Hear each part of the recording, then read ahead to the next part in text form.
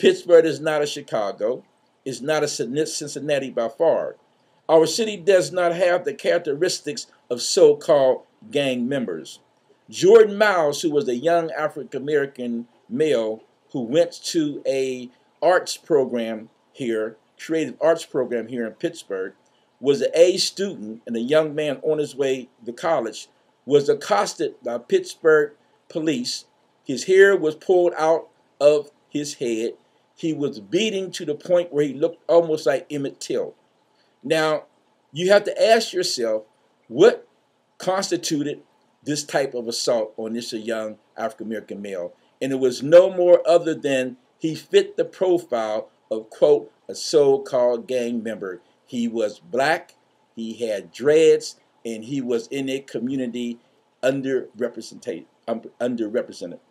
So someone like a Jordan Miles and his friend would constitute a gang member up under this initiative. But yet, according to the Pittsburgh Intervention to Reduce Crime, they also would have been considered a gang. What constitutes the characteristics of a so-called gang for the Pittsburgh Intervention crime reduction? Why was there a parade of young people paraded, majority black, by the way, downtown in front of the federal courthouse? Were there any white gang members? Certainly, Pittsburgh has a share of violent crimes and homicides, but they are not all related to African American males. And we have to ask ourselves that Pittsburgh makes up close to 12 to 13% African Americans. And we know that our counterpart makes up majority of the people here in this city, but yet 99.9% of the young men that was asked to come to the federal courthouse was young men of color. We are all responsible for reclaiming our community. However, in order for that to occur, we must address violence, poverty, unemployment, underemployment, below national average educational attainment, drug abuse, and underlying factors to crime that threatens our public community, or public safety. The recent surge in youth violence is the product of the social and economic conditions that exist within communities of colors across the country. We have more crime because we have more poverty.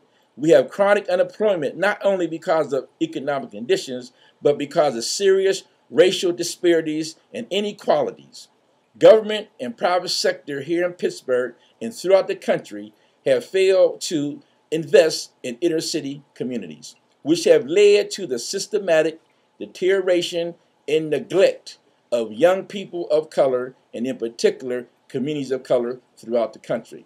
This problem is going to persist until we have a saline urban policy that directly addresses the basic fundamental needs of young people in this country, and specifically the needs of urban youth of color. We desperately need well-designed intervention strategies that effectively assist young people, particularly urban youth. Our youth need quality education and transitional school-to-work training programs. They need jobs that offer living wages. They need recreational and cultural activities that will enrich their lives and give them hope. Community service programs in urban centers are underfunded and understaffed. And oftentimes, a lot of the federal money and program monies that come from counties and states and cities, and also the philanthropist community, are being redirected from the very institutions and organizations oftentimes have walked in the same footsteps that a lot of these young people have walked in. When one looks at the region dropout rate, the crime index, homicide rates, and the incarceration rate of men of color, it becomes obvious that we urgently need government and a social intervention to improve the quality of life for this generation. Excuse me. Past strategies and tactics, such as the R.I.C.O Act, have been ineffective and lack sustainable impact. A strategic public health plan is required to facilitate a paradigm shift about how to best to resolve an escalating social disease. The strategy will engage community residents, nonprofit, faith-based, school, public officials, community-oriented police, and other behavioral health experts to develop a viable plan that will sustain a long-term public safety commitment. The evaluation of the Pittsburgh intervention to reduce crime, the University of Pittsburgh and the School of Social Work understand the reality of disparity and how it affects the community. The center have published numerous of documents that have studied the social, economic, political impact for African American and youth of color in our region regarding education, incarceration, fatalities, mental health, and etc. It makes more sense to use the research and the evaluation available to address social and racial disparities and inequality. The plight of African American and people of color, this will achieve great benefit to have resources that's directed to alleviate the social problems in our community. The information in the disparity documents is evident that the local youth are victims of education, public systems that address welfare, children of incarcerated parents, strained memories of child welfare, premature and underdeveloped infants, in many cases are also victims of violent crimes. Our social policies perpetuate the cycle. And we often got to remember the word that has been coined for many of us is talking about more from the schoolyard to the prison yard. A lot of our young people, unfortunately, is not given the opportunity in their early childhood development stages enough lap time, enough nurturing time. Thousands of mothers have lost their children to violence and massive incarceration.